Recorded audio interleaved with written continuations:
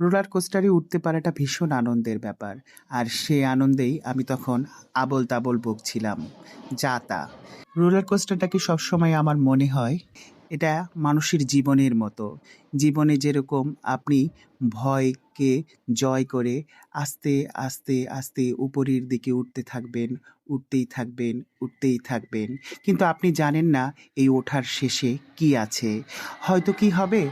ওই চূড়ায় নিয়ে আপনাকে একদম নিচে ফেলে দেবে। ঠিক এই লাইনটার মতোই। এটা তখন আমাকে নিচের দিকে নামিয়ে নিচ্ছিল। এবং এটা কি হয়? আপনাকে কখনো ঘুরাবে, কখনো উঁচুতে নেবে, কখনো নিচুতে নেবে, এরকম।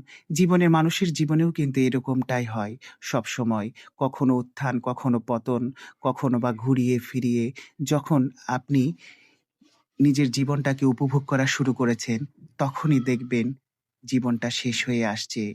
ঠিক এই রোলার কোস্টারের মতোই। সামনেই অপেক্ষা করছে স্টেশন। আপনি আর উপভোগ করতে পারলেন না আপনার জীবনটাকে। জীবনটা তার আগেই শেষ হয়ে যাচ্ছে। একদম স্টেশনে পৌঁছে যাচ্ছে এই রোলার কোস্টারের মতো। স্টেশন এসে গেছে। সময় শেষ আমাদের।